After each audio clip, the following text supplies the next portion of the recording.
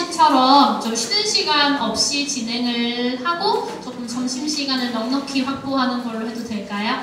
식사는 어떻게 도시락으로 하시나요? 어제도 그럼 도시락 드셨나요? 좋습니다. 자, 그럼 우리 이제 한번 소프트웨어 AI 교육 들어가 볼 건데요.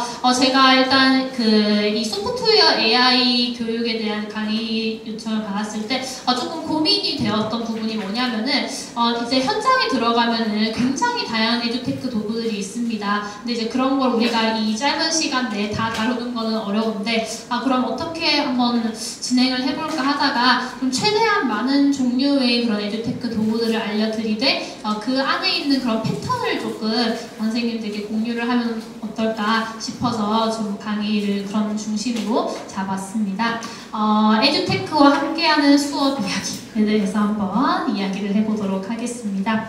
자, 시작부터 조금 달라요. 자, QR코드 한번 찍어서 들어와 보도록 하겠습니다. QR코드를 이제 찍으시면 선생님들에게 멘티미터라고 워드 클라우드를 생성할 수 있는 에듀테크 앱이 뜰 거거든요. 여기서 선생님들이 에듀테크 하면 어떤 것이 떠오르는지 3가지 한번 입력해 보도록 하겠습니다. QR코드 이제 갖다 대면은 밑에 링크가 뜰 거예요. 그럼 그 링크를 클릭하시면 됩니다. 사진을 찍으면은 이제 그 링크를 인식할 수가 없어가지고 그냥 갖다 대고 링크 뜰 때까지 기다렸다가 들어오시면 돼요. 자, 그러면 에듀테크 하면 어떤 키워드가 떠오르시는지 한번 3가지 입력 부탁드리도록 하겠습니다.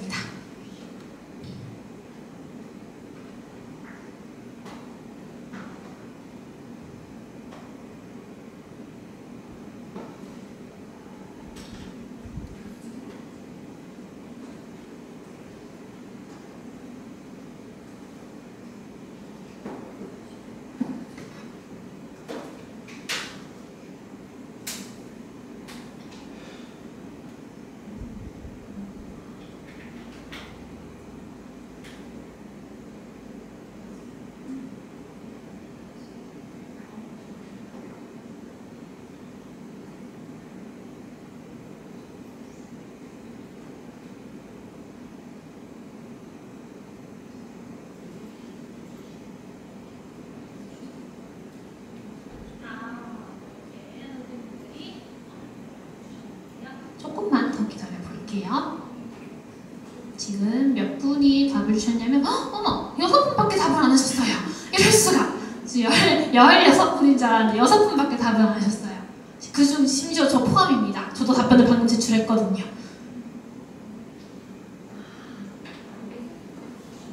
네, 이게 들어가셔서 제출 누르시면 이제 이게 워드 클라우드라고 해서 답변의 빈도에 따라서 많이 응답된 답변은 크기가 크게, 그 다음에 작게 된 건 크기가 작게 해서 학생들이 어떠한 주제에 대해서 어떻게 생각하고 있는지를 한눈에 알아볼 수 있는 그런 에듀테크 서비스라고 생각을 하시면 됩니다. 이름은 멘티미터입니다.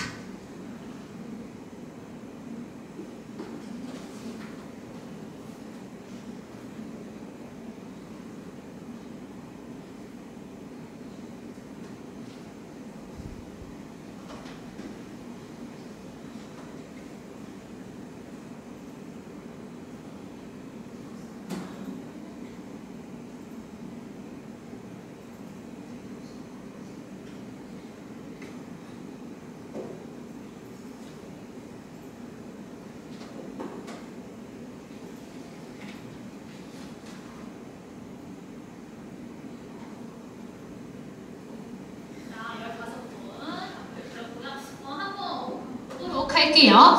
일단 저희가 이렇게 해서 제가 강의를 올렸던 그 패들렛이 이제 가장 많이 등장하였습니다. 그 다음에 캔바는 이제 제가 하나 적었는데 저랑 생각이 통하신 선생님이 한 분 계신 것 같네요. 그 다음 패들릿도 있어요. 패들렛이나 패들릿이나 같은 거죠.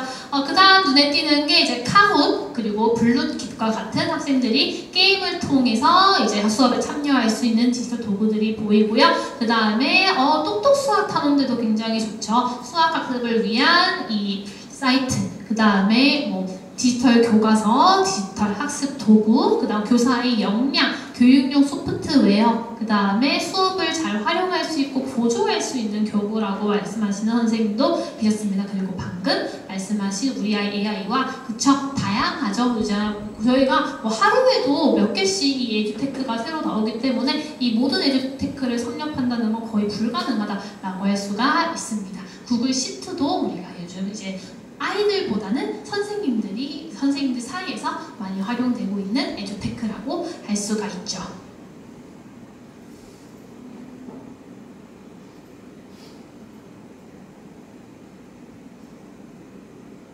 그래서 제가 강의 자료 맨 아래 보면 에듀테크 모음이라고 이렇게 구글 닥스 하나를 올려놨는데요.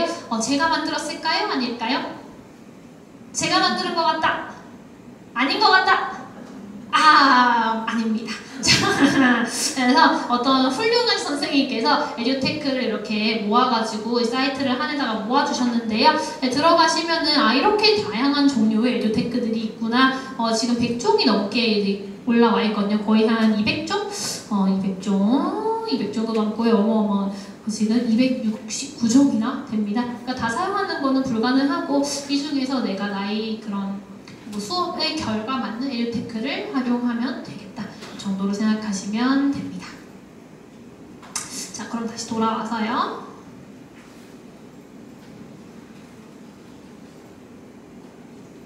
자, 이렇게 이 에듀테크에 대해 선생님들이 다양한 의견을 주셨는데요. 그렇다면 이제 오늘 우리 수업에서 무엇을 할 거냐? 에듀테크가 무엇인지부터 당연히 한번 봐야겠죠. 그리고 그 다음에 이제 에듀테크에서 반복되는 패턴을 한번 볼 거예요. 그래서 다양한 종류이지만 우리가 이 패턴만 알면은 어떠한 에듀테크를 사용하든 그 안에서 이제 적용이 되는 거기 때문에 활용하는데 어렵지 않습니다. 그래서 에듀테크에서 반복되는 패턴이 무엇인지 함께 볼 거고요. 그 다음에 이제 제가 나눴습니다. 사실 이 수업 지원형 에듀테크, 소프트웨어 AI 학습형 에듀테크 이렇게 개념적으로 정의되어 있지는 않아요. 근데 그냥 제가 임의로 이름을 붙여봤습니다. 수업 지원형 에듀테크에는 어떤 것이 있는지, 그리고 소프트웨어 AI 학습형 에듀테크에는 무엇이 있는지에 대해서 한번 이야기를 해보고 그 다음 마무리가 시간이 된다면 선생님들이 어떻게 이 수업을 활용할 수 있을지 아이디어를 내보는 것까지 진행을 해보도록 할게요. 자, 그럼 에듀테크란 무엇이냐? 저희가 잘 알다시피 에드테크, 에듀케이션과 테크놀로지의 합성어죠. 그래서 이 교육이라는 것에 기술을 적용을 해서 학생들이 사용하는 그런 교육 서비스나 학생들이 경험하는 교육 서비스의 학습 효과를 혁신하는 걸 우리는 에듀테크라고 합니다.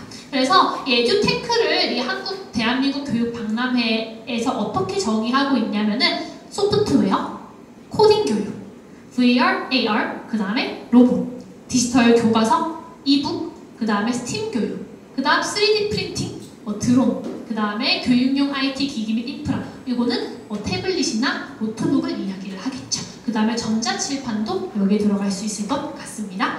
이러한 것들을 이제 에듀테크라고 적용을 하고 정의를 하고 있습니다.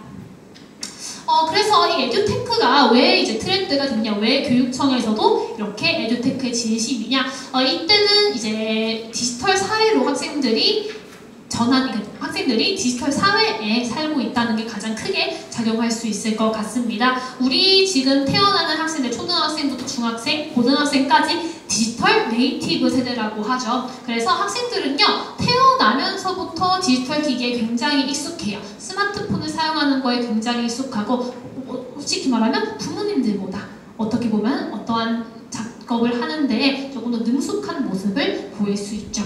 그와 반대로 또 노트북에는 애들이 굉장히 약해요. 학생들은 이 터치 기반의 그런 화면에 굉장히 익숙해가지고 제가 6학년임에도 불구하고 마우스를 어떻게 제대로 이동하는지 모르는 학생도 많고요. 그 다음에 키보드의 그 타자가 안 되는 학생들, 이 컴퓨터 방과후를 하지 않는 이상 학생들이 이런 부분에 또 되게 취약해요. 그래서 이런 또 디지털 네이티브 세대들의 특징이 있습니다. 그러면은 이 에듀테크를 교육 현장에 도입하게 된 배경은 무엇이냐? 일단 획일적인 교과서 강의식 수업이라고 되어 있는데요. 그냥 우리가 저 어릴 때만 해도 교과서 가지고만 수업을 했어요. 그냥 선생님이 이제 PPT 띄워주시면 거기에 대한 필기하고 그 다음에 교과서 읽고 밑줄 긋고 그렇게 되었는데 지금의 수업 방식은요 조금 다릅니다. 그래서 제가 이제 딱 현장에 발령받았을 때 가장 크게 와닿았던 거는 전자칠판이에요. 지금 울산이 전국에서 이제 거의 최초로 이 전체 학교의 칠판을 전자칠판으로 바꿨거든요. 그래서 제가 전자칠판을 쓰고 있는데 아직까지 위치방 저 경기나 세종에서 이제 그 입력을 본 친구들은 그냥 판서를 했어요. 근데 점차적으로 학생들이 그 사용하는 그 교실에서 전자칠판이 막 도입이 되고 있죠. 그리고 그런 전자칠판을 활용하면서 학생들이 조금 더 나와서 직접 이렇게 설명도 해보고 그런 상호작용하는 수업이 가능해졌다라고 생각하면 됩니다. 그 다음에 뭐 개별 학습자 수준의 속도 반영이 어렵다. 저희가 이제 느린 학습자라고 하잖아요. 학교에 보면은 꼭 이런 그 앞에 선수학습이 그 앞에 이전에 있던 그런 기초적인 학습이 되어 있지 않아서 수학 같은데 특히나 어려움을 겪는 학생들이 많습니다. 근데 이제 우리가 일반적으로 강의식 수업을 하다 보면은 그런 학생들 하나하나를 케어해주기가 굉장히 어렵다라는 것이 지금 이전 정부에서 굉장히 많은 돈을 투입을 했던 그 AR 디지털 교과서의 등장 배경이 되게 되는 거죠. 자, 그래서 이걸 어떻게 해결하냐? 사실 가장 큰 그 에듀테크가 이 교육 현장에 가장 크게 들어왔던 계기는 코로나19가 아닐까 싶어요. 그래서 코로나19로 원격 수업을 경험하다 보니까 학생들이 그 컴퓨터 안에서 수업을 진행을 해야 되는 거예요. 그래서 그때 뭐 이제 클래스팅 이렇게 해가지고 학생들이 직접 또 원격 온라인 수업을 들어보는 경험도 하고 그 안에서 상호작용을 해야 되니까 뭐 줌도 켜보고 아니면은 뭐 다양한 에듀테크들 학생들이 그때 경험을 하게 된 거죠. 그리고 그 경험들이 거기서 끝나는 게 아니라 써보니까 좋네 학생들이 대면 등교를 한 이후에도 교육 현장에서 계속 사용되고 있다고 생각하면 됩니다. 그래서 AI랑 빅데이터를 통한 맞춤형 학습 가능하다는 점도 좀 눈여겨볼 만한데요. 우리가 이 데이터라는 거는요, 이제 학생들, 이제 저희 입장에서는 1년 하고 끝나는 거예요. 왜냐하면 제가 이제 뭐 학생들을 이제 받을 때도 그리고 학생들을 보낼 때도 제가 입력할 수 있는 거는 뭐 그 학생에 대한 뭐 그런 생기부라던가 아니면은 그냥 수행평가의 결과라던가. 근데 이제 아시다시피 저희가 지금 과정중심평가라고 하는 거는 예전에 저희가 이제 중간고사, 기말고사가 있는 그 점수보다는 조금 학생들의 수준을 나타내기 어려운 점이 분명히 있죠. 근데 이런 이제 AI 빅데이터를 이용을 하면은 학생들이 이 학습했던 3학년 때 학습했던 그 데이터들이 4학년 때 연계돼서 올라갑니다. 그리고 초등학교 때 초등학교 6학년 때 학습했던 그 내용이 중학교로 연계가 돼요. 그렇게 해서 학생들이 그 맞춤형으로 이 발달을 조금 더 따라갈 수 있다라는 그런 장점이 생겼죠. 그리고 디지털 도구라는 그 특징을 바탕으로 하나의 그 화면 안에서 학생들이 하나의 화면을 공유하며 그 안에서 협업할 수 있는 그 도구가 완성되기도 하였고요. 그리고 제일 중요한 건 나라에서 밀어줍니다. 정책이나 산업 지원에서 이거 디지털 튜터라는 것도 나라에서 이제 디지털 튜터 교육 현장에 필요한 것 같아 라고 이렇게 해서 우리 선생님들이 이렇게 도와주시는 거죠. 그래서 이 네 가지의 박자가 좀 떨어졌기 때문에 지금 현재 우리 이 교육 현장에 디지털이 굉장히 밀접하게 들어오고 있다는 것 같습니다. 그래서 옛날엔 다 이랬어요. 칠판, 그 다음에 화이트보드. 그런데 지금은 다 요렇죠. 그래서 선생님들이 이제 한번 요 디지털 칠판을 경험을 하면, 진짜 칠판을 경험하면 못 돌아갑니다. 너무 불편해요. 왜냐하면 이게 터치가 되잖아요. 터치가 되기 때문에 이런 학생들이 학습하는 것도 다 이렇게 띄워놓을 수 있고, 그 다음에 제가 판서 같은 것도 그냥 디지털 펜 가지고 이렇게 할 수 있는데, 이제 여기서 만약에 이제 디지털 그 전자칠판이 이제 없는 교실로 간다라고 하면은 선생님들이 이제 좋은 거는 빼앗아 가면 안 되잖아요. 또 그런 어려움이 있죠. 이거 한번 볼까요? 그래서 이제는 스마트 칠판 세대라고 합니다. 이게 전남교육청 전주에서 나온 영상인데요. 한번 볼게요. 요즘 학교와 교실의 모습이 과거와 많이 달라지고 있습니다. 미래 교육을 위해 학생 개인용 스마트 기기가 도입되고 교실 환경에도 다양한 변화가 나타나고 있는데요. 핵심은 바로 스마트 칠판입니다. 조만간 디지털 교과서까지 보급되면 학교 교육도 디지털 시대로 완전히 전환될 전망입니다. 이창익 기자가 취재했습니다. 수능을 앞둔 고등학교 3학년 수학 시간입니다. 모의고사 풀이 시간인데 기출문제를 끌어와 시험지에 직접 풀이를 합니다. 필요한 그래프는 크기를 조절하기도 하고 강조해야 할 곳은 색선을 이용해 학생들의 이해를 돕기도 합니다. 말로는 설명이 어려운 수학 개념은 잘 만들어진 관련 동영상을 수시로 불러와 이해폭을 넓혀주기도 합니다. 학생들 역시 연결된 개인 스마트 기기를 통해 풀이 내용을 파일로 전송받거나 질의응답을 하기도 합니다. 스마트 칠판이 생기면서 영상 자료라든지 기존에 가지고 있던 디지털 교과서라든지 이런 것들을 활용해서 수업을 좀 더 복합적으로 아이들한테 집중도 있게 하시기가 더 좋아진 것 같습니다. 스마트 칠판 보급률은 전국 평균이 무려 60%에 이르지만 전북은 현재 5% 수준에 불과합니다. 전북교육청은 앞으로 3년 안에 국내 모든 학교에 스마트 칠판을 보급할 계획인데 첫 해인 올해 3,100개 학급을 시작으로 내후년까지 1,000억 원을 투입해 9,270대의 스마트 칠판을 설치합니다. 이유는 2년 뒤인 2025년부터 개정 교육과정에 따른 디지털 교과서가 도입되기 때문입니다. 디지털 교과서는 영어, 수학, 정보 과목부터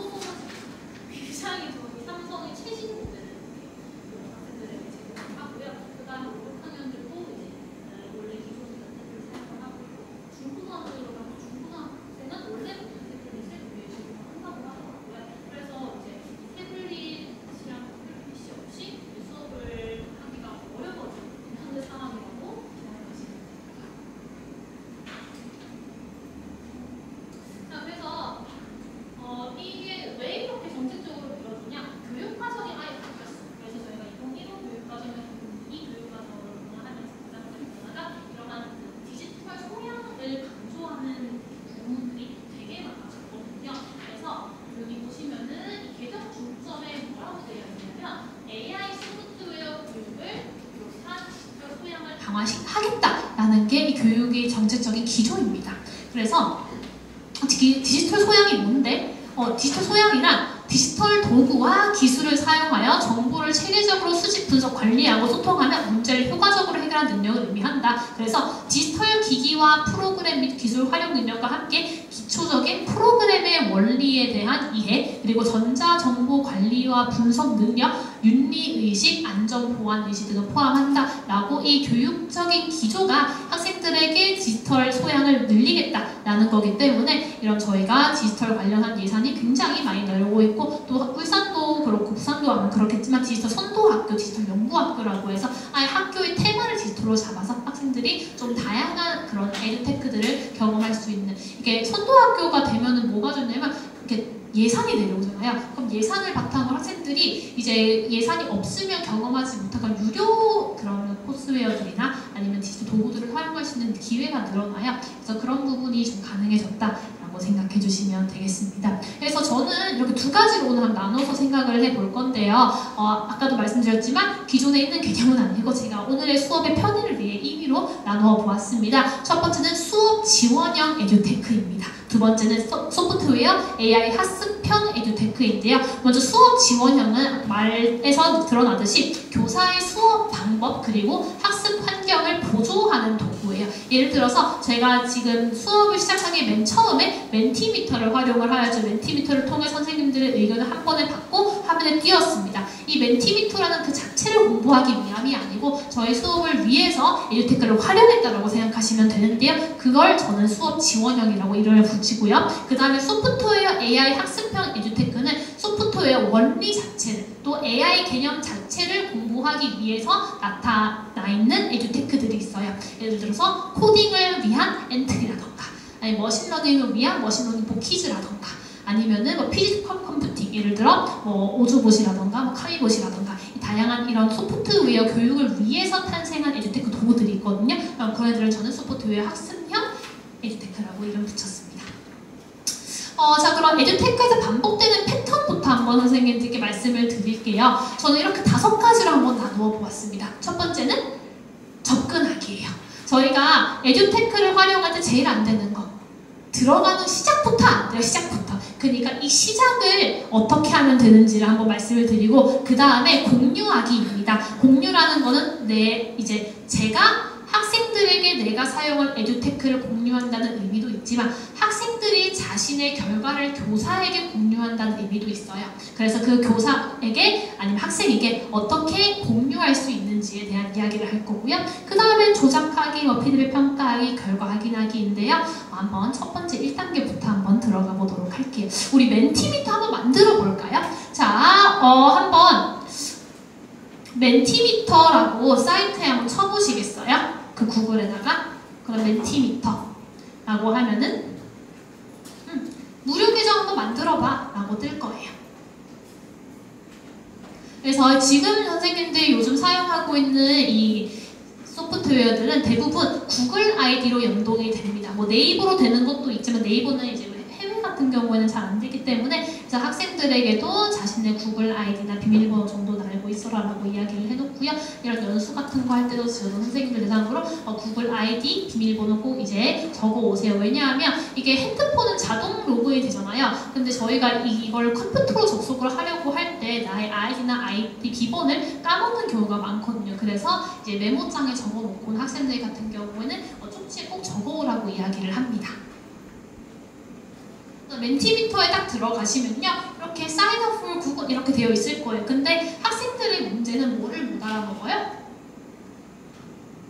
영어를 못 알아먹어요. 그러니까 어떤 과정이 필요하냐면요, 페이지를 번역하는 과정이 필요하거든요. 그래서 이 페이지를 어떻게 번역하냐면, 크롬 같은 경우에 오른쪽 상단에 보면 점 3개가 있어요. 그래서 언어 환경을 설정을 해주면 되는데, 점 3개를 클릭하면은 아래쪽에 번역이라고 뜹니다. 이게 자동으로 영어의 페이지를 인식을 하면 번역 기능이 자동으로 노출되는 경우도 있는데, 안 그런 경우도 있으니까 어디에 있는지는 알아두시는 게 좋아요. 그래서 점 3개 클릭하고 번역을 누르면은 이제 영어에서 한글로 전환할 수가 있고요. 그럼 기본 인터페이스까지 맞춰 놓으면 학생들이 학습할 수 있는 환경이 조성된다라고 생각을 하시면 됩니다. 자, 그러면은 이제 멘티미터 이렇게 로그인 되셨나요? 네, 그러면은 이제 그 안에서 이제 학생들한테 뭐 이렇게 선생님 제가 했던 것처럼 구글 클라우드를 만들라던가, 아니면 퀴즈를 만들라던가, 아니면 이런 다양한 활동을 하게 할 수가 있습니다. 자, 그럼 다시 강의 자료로 한번 넘어와 볼게요.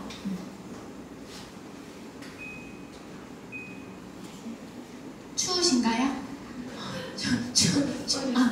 올려주셨다고 하십니다. 텔레파시가 통했나봐요.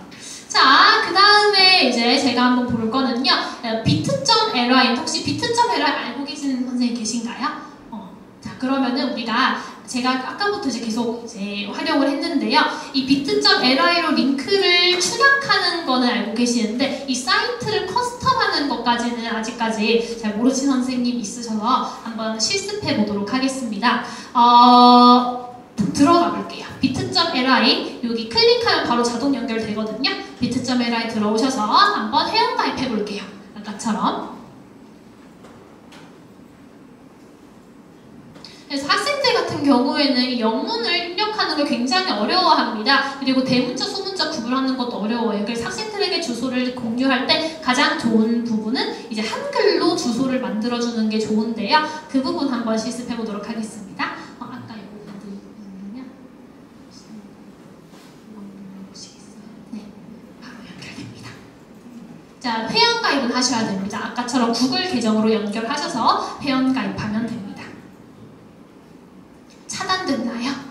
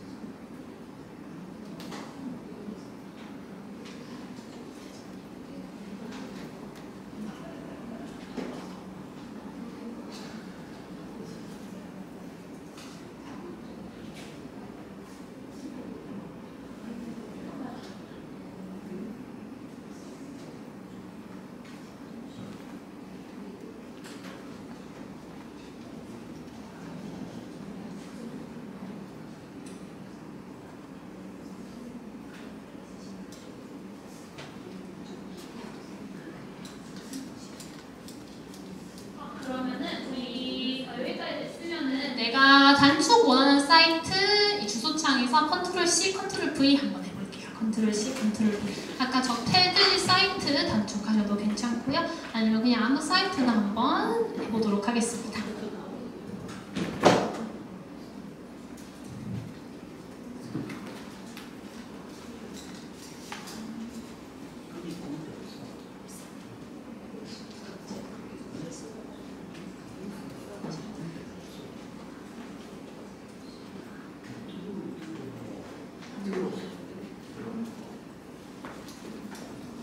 자, 그렇게 이제 회원가입 로그인을 하면은 이런 창이 하나 뜰 거예요. 그래서 지금 맨 처음 이 비틀리에서 노출하는 사이트는요, 자기들이 임의로 만든 사이트입니다. 그렇기 때문에 숫자나 대소문자, 영문이 섞여 들어가 있는데요. 얘를 이제 우린 바꿔볼 거예요. 그래서 오른쪽 상단에 보면은 펜이 하나 있거든요. 그 펜을 한번 클릭하시면은 Edit Back Health라고 되어 있습니다. 그래서 슬래시 뒤에 있는 부분을 내가 원하는 한글로 커스터밍 할 수 있는 거예요. 여기까지 한번 해볼게요. 그래서 학생들에게 제공을 할 때는 bit.ly/까지만 하고 뭐 한글 아니면은 영어 이런 식으로 선생님들이 원하는 사이트의 주소를 만들 수 있다고 생각하시면 됩니다.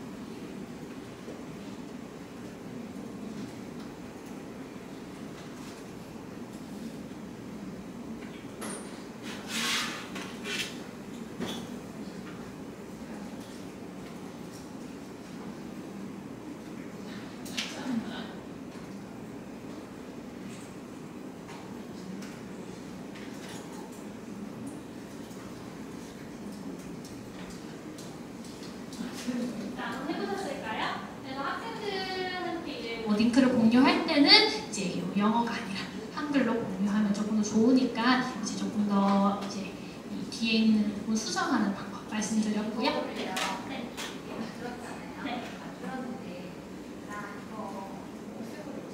네. 없애면 돼요. 그 링크를 버리면 돼요. 네, 그래서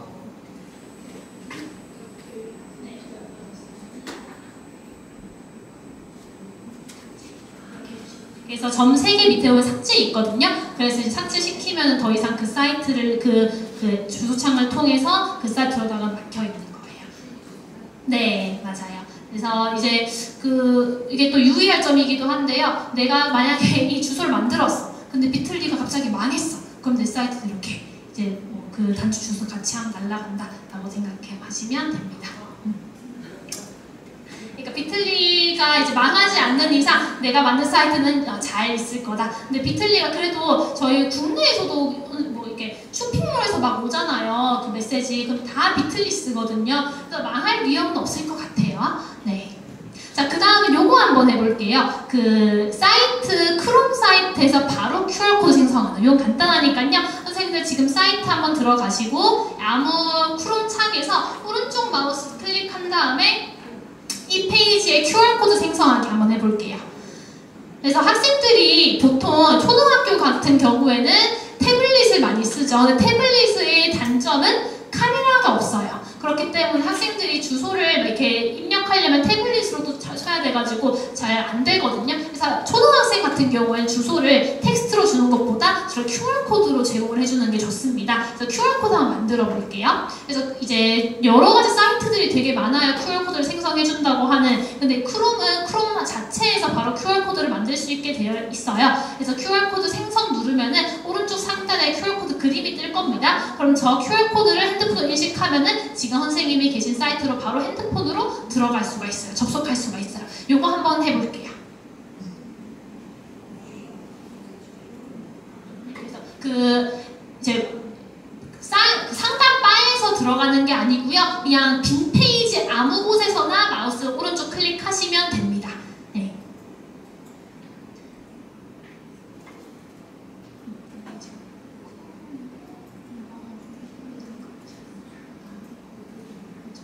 네, 지금 쟤는 딱 기본 페이지에서 된 것 같아요.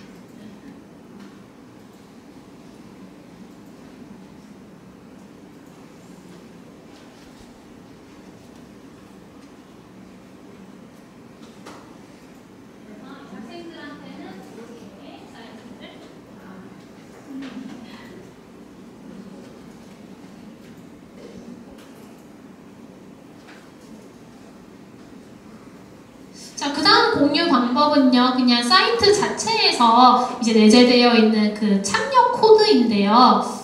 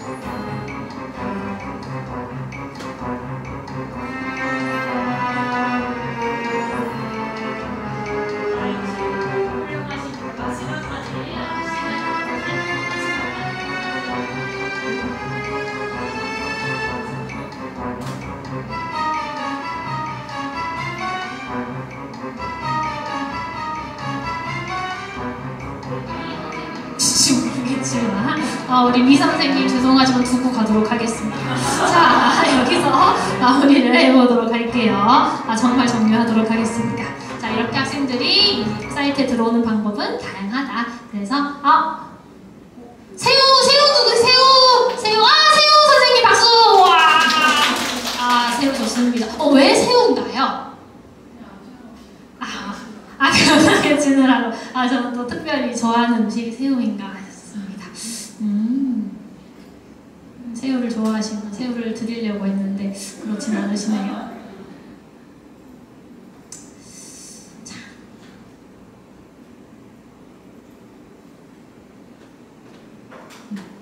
그 다음에 이제 공유할 때 선생님들이 좀 아시면 좀 좋은 부분이거든요. 권한 관리라는 파트입니다. 그래서 지금 선생님들 제가 공유하고 있는 문서에 들어와 계시잖아요. 지금 패들렛에도 들어와 계시고 캔바에도 들어와 계시죠. 근데 이 패들렛은 제가 권한을 좀 수정 가능하게 해놨고요. 캔바는 수정이 불가능하게 해놨습니다. 그래서 이 구글 시트도 마찬가지고 구글 닥스도 마찬가지인데요. 한번 실습을 해볼게요. 저희가 구글에서 제공하고 있는 닥스나 시트나 슬라이드 다 이제 저희가 쓰는 뭐 파워포인트, 뭐 워드 문서, 그 다음에 엑셀에 해당하는 부분을 생각하면 되는데요. 그냥 이 주소창에 sheet.u 아니면 docs.u 하면 새로운 파일이 생깁니다. 따로 들어갈 필요 없이 한번 docs.u 한번 쳐볼게요.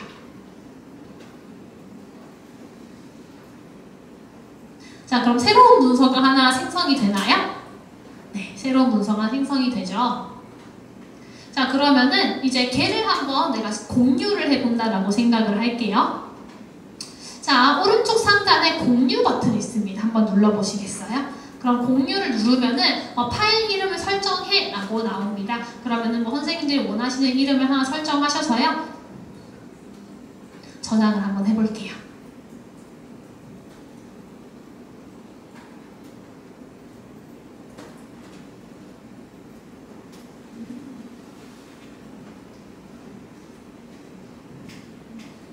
자, 그러면은 지금 창이 하나 뜰 거예요. 공유를 누르면은. 그래서 일반 액세스라는 판을 보면은 지금 잠겨 있어요. 이제 지금 사이트는 지금 선생님이 작성하신 문서는 나만 볼 수 있는, 작성자만 볼 수 있는 상태입니다. 하지만 이 잠금을 해제시키는 거예요. 이 문서를 공유하기 위해서 제한됨에서 링크가 있는 사용자로 한번 바꿔보세요.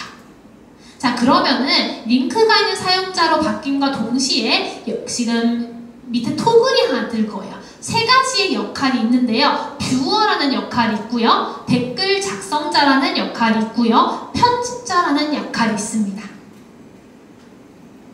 그래서 가까이에 설명을 드리면 뷰어는 말 그대로 보기만 가능한, 편집 불가, 댓글 불가, 오직 나의 문서를 상대방에 보여주기만 가능해. 너가 내 문서를 볼 수는 있지만 들어와서 아무것도 할 수 없어 라는 게 뷰어고요. 댓글 작성자는 내 문서는 건드리지 못해. 하지만 너가 뭔가 추가하고 싶은 피드백이나 뭐 쪽지가 있으면은 남겨줘. 그럼 내가 그걸 나중에 확인할 수가 있어 라는 뜻입니다. 그리고 마지막 편집자가 선생님들이 하나의 문서를 바탕으로 여러 명의 선생님들이 함께 협업을 할 때 사용하는 그 역할이라고 사용하시면 됩니다. 그래서 너가 내 문서에 들어와서 우리 같이 작업하자 라고 할 때 사용하는 역할이라고 생각하면 되고요.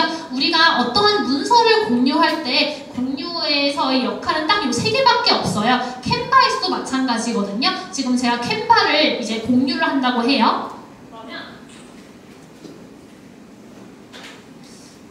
캔바도 이 공유 버튼이 있죠? 공유를 누르면은 지금 액세스 수준이 뜹니다. 그러면은 액세스 수준에서 본인만 액세스 가능한지, 아니 여기 하나가 더 떠요. 내가 프로젝트를 운영하는데 나의 클래스에만 뭐 그 공유를 할지, 아니면은 링크가 있으면은 모두가 올 수 있을지를 이제 정하게 되고요. 그러면 또 세 가지로 나뉩니다. 편집 가능, 댓글 가능, 보기 가능. 그럼 제가 보기 가능으로 설정을 해놨기 때문에 선생님들이 요 캔바 템플릿 들어와서 볼 수는 있지만 따로 뭐 그 수정 같은 거는 할 수가 없는 거예요. 근데 만약 제가 편집 가능이라고 해놨다, 그럼 선생님 들어와가지고 막 이제 강의자를 다 없애버릴 수가 있겠죠. 이런 차이라고 생각하시면 됩니다. 자, 그 다음에 이거는 간단하게 넘어갈게요. 뭐 첫 번째, 두 번째 거는 그 드래그 앤 드롭 블록처럼 우리가 필터 컴퓨팅이나 아니면 엔트리 같은 거를 할 때 이제 코드를 이렇게 작성하는 방법이고요. 그 다음에 뭐 캔바에서 템플릿 고르는 거, 아이콘 누르는 거 우리가 다 알고 있는 겁니다. 근데 마지막 한번 볼게요. 데이터 입력인데요. 텍스트를 입력하는 거 우리가 자판을 치면 그대로 들어가는 거니까 쉬워요. 근데 이미지에서도 조금 막힐 때가 있는데, 이미지를 넣을 때는 우리가 그냥 내 파일에 있는 이미지를 불러오면 되겠죠. 그 다음에 음성은요, 선생님들이 확인해 주셔야 하는 게 뭐냐면은, 일단 노트북은 기본적으로 음성 같은 거를 권한 설정을 막아놔요. 그래서 내가 음성이 필요한 상황이 오면은요, 노트북에서 마이크의 권한을 허용하십니까? 라는 게 뜨거든요. 그럼 학생들이 이 부분을 보고 그냥 바로 창을 닫는 게 아니고 허용을 눌러줘라 라고 이제 얘기해 주는 게 필요해서 조금 넣어봤습니다.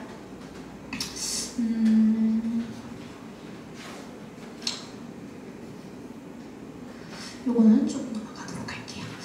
그러면 이제 수업 지원형 에듀테크 소개 및 실습 들어갈 건데요. 캔바 한번 해보도록 할게요, 저희가.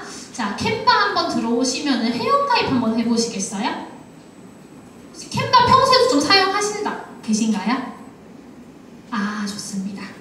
그래서 캔바가 저희 선생님들에게는 교육용 프로 계정을 무료로 풀거든요. 그래서 요즘에 좀 사용하신 선생님들의 비율이 좀 높아지고 있어요. 원래는 이제 미리 캔버스를 많이 사용했는데 미리 캔버스가 좀 굉장히 비싸요. 그래서 뭐 학교 단위로 쓸 거면 거의 이제 뭐 몇십만 원 이렇게 내야 되는데, 캔바는 그 선생님이라는 제 증명서만 제출을 하면은 모든 기능들을 풀어주거든요. 그리고 미리 캔버스는 한국 기반이고, 캔바는 이제 호주 기반, 좀 전 세계 기반으로 하기 때문에 이런 AI 같은 기능들이 조금 더 다양할 수밖에 없고요. 그래서 이제 지금 현장에서는 좀 캔바를 많이 선호하는 분위기다라고 이해하시면 되고, 그래서 미리 캔버스가 조금 위기를 느꼈는지 좀 교육청이랑 협약을 좀 맺고 있어요. 그래서 뭐 서울교육청이나 이런 교육청 선생님들은 이제 좀 뭐 교육용 계정만 있으면은 프로 계정을 좀 풀어주기도 하고. 근데 일단 지금은 저희는 다 캔바 한번 해보도록 하겠습니다. 그래서 제가 어떻게 캔바를 가지고 활용을 하는지 말씀을 드릴 건데요. 일단 지금 뭐 같아요? PPT 같죠? 근데 이제 제가 학생들에게 과제를 냈어요. 이제 5학년 실과에 보면은 방울토마토 기능이 있습니다. 그래서 방울토마토 화분을 학생들에게 하나씩 주는데요. 이 방울토마토 화분을 뭐 해라? 너희들 한번 꾸며봐라. 그래서 제가 일단 학생들에게 방울토마토 화분에다가 붙일 그 스티커의 사이즈는 정해줘야 돼요. 그래서 그 스티커 사이즈는 정해주고 그 양식을 공유를 하는 거예요. 그럼 학생들이 자기 계정으로 들어오면은 자기들이 다 그냥 그 똑같은 자기들이 그 템플릿 사이즈를 조정할 필요 없이 거기다가 바로 작업을 시작을 하면 되는 겁니다. 그렇게 해서 뽑아줘요.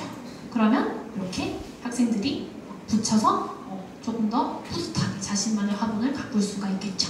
그리고 캔바가 왜 좋냐면은 학생들이 자기 작업 태블릿으로 해요. 옛날 같은 경우에 그것들을 받으려면은 저장을 해서 그 다음에 뭐 삼성의 선생님들은 이제 저희가 퀵시어라고 하죠. 퀵시어로 받던가, 삼성이 아는 선생님들은 패들렛에 올려가지고 한 번 더 다운받는 그 기능이 필요했는데, 캔바 같은 경우에는 교사에게 보내기라는 기능이 있어요. 그래서 그냥 교사에게 보내기라는 걸 클릭하면은 바로 제가 파일을 취합할 수가 있는 거예요. 네. 로그인 해야 돼요. 로그인하고 제가 이제 그 전에 이제 한 1시간 정도 여정이 필요합니다. 자, 줄 세워가지고 들어와, 네, 클릭해, 네, 이 과정이 필요하긴 하지만 이렇게 한 번만 설정을 해놓으면 1년이 편해요. 그래서 캔바 많이 사용하고요. 그 다음에 뭐 학생들에게 너희들이 독서 기록장 써왔지? 그 방학 동안 그거를 하나만 골라가지고 복도에 전시를 할 거야. 너가 저걸 독서 기록장을 한번 디자인해봐 라고 학생들이 디자인을 막 합니다. 그러면 이렇게 복도에 게시를 할 수가 있어요. 그래서 캔바의 기능은 굉장히 다양한데요. 이것 말고도 캔바를 사용하는 이유가 협업이 가능해요. 그래서 지금 선생님들 제가 공유한 강의 사료에 보면은 이제 선생님들 한 분 한 분 접속할 때마다 오른쪽 상단에 동그라미가 막 추가되죠. 그게 이 하나의 공간 안에 들어있는 사람들의 수를 나타내거든요. 근데 만약에 제가 그 권한을 보기 말고 편집 가능으로 설정을 해놓으면 선생님들이 지금 편집을 할 수 있는 거예요. 그 말은 무슨 말이냐면은 학생들이 모든 활동을 할 때 하나의 페이지 안에서 똑같은 작업물을 건드릴 수 있다는 의미가 되거든요. 그래서 이렇게 하면 되는 거예요. 학생들이 지금 모듈별로 지금 2모듈, 3모듈, 4모듈이라는 페이지를 만들어가지고 안전 네컷이라는 활동을 주고 그 안에서 학생들이 작업을 할 수 있게 만들어 놓은 거예요. 그래서 보시면은 뭐 물론 혹시 양정초등학교 학부모님 계신가요? 안 계시죠?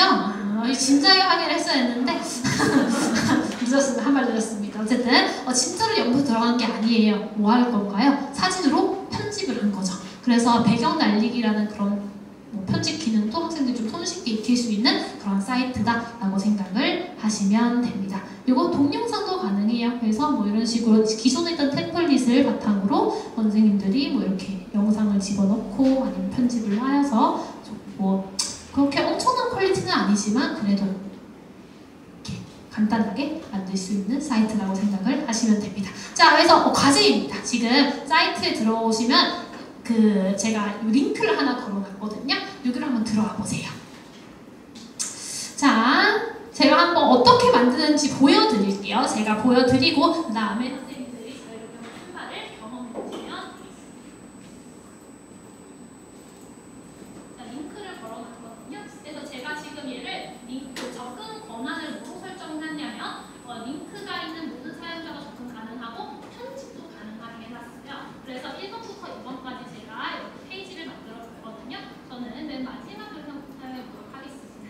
그래서 로그인만 하시면 사용할 수 있는 기능이 굉장히 많은데요. 선생님들 사용하시는 이미지 생성 GPT로 많이 해봤잖아요. 캔바도 가능한데요. 캔바는 조금 더 퀄리티가 괜찮아요. 왜냐하면 이 후보정 작업이 들어가기 때문인데요. 제가 보여드릴게요. 자, 요소에 들어가서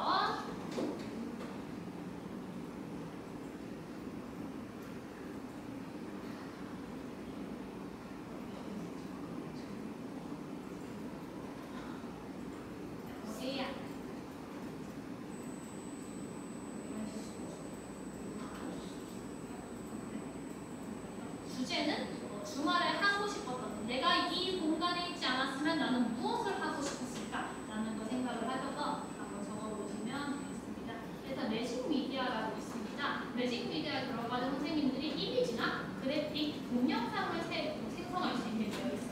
그래서 그래픽을 한번 생성을 해볼게요. 집에서 링크 접속이 안 돼요. 그래요? 링크가 없어요? 이렇게 들어가도 안 되나요? 네, 슬라이드로 넘어가가지고 아, 그래요? 그럼 제가 편집 가능한 다시 한번 해볼게요. 링크 접속이 될까요?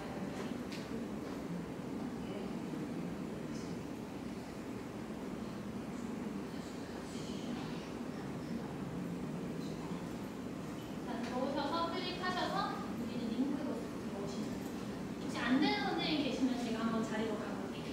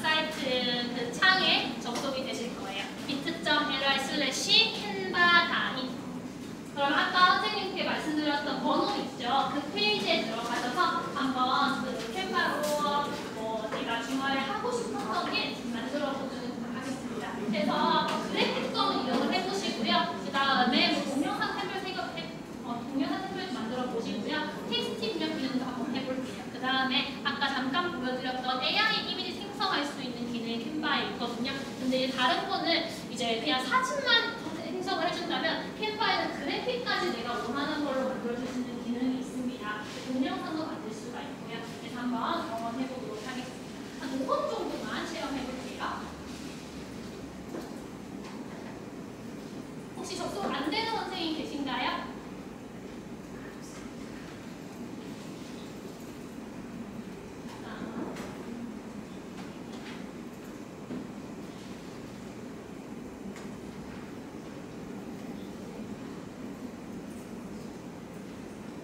그래서 제가 매직 미디어라는 거 한번 사용하고 있는데요. 매직 미디어에 들어가서 이미지 그래픽, 동영상 중에서 그래픽을 만들었습니다. 그래서 이런 스티커 같은 것도 만들어낼 수가 있는 거예요. 이게 원래 있는 스티커가 아니라 이제 이 캔바라는 곳에 제가 직접 만들어 놓은 스티커라고 생각을 하시면 됩니다. 생성형 AI의 일종이라고 보시면 돼요. 동영상도 만들 수가 있는데요.